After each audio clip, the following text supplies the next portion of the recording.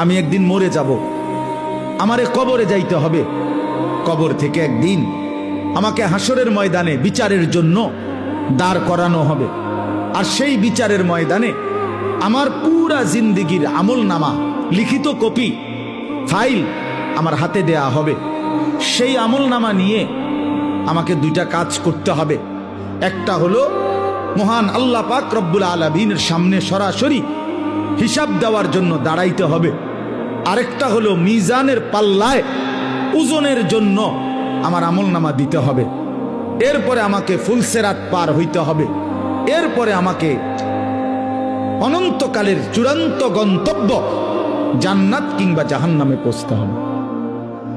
এই এতটুকু স্টেজ, মৃত্যু, কবর, হাসরের ময়দান, আমল নামা হাতে নেওয়া, আল্লাহ পাকের মুখোমুখি হওয়া, মিজানের পাল্লায় ওজনের জন্য দেওয়া, ফুলসেরাত পার হওয়া, অতঃপর জান্নাত বা জাহান্নামে পৌঁছা, এই বিষয়গুলো এক সেকেন্ডের জন্য, একদিনের জন্য আল্লাহর কসম মোমেন ভুলে গেলে তার জিন্দেগি বরবাদ।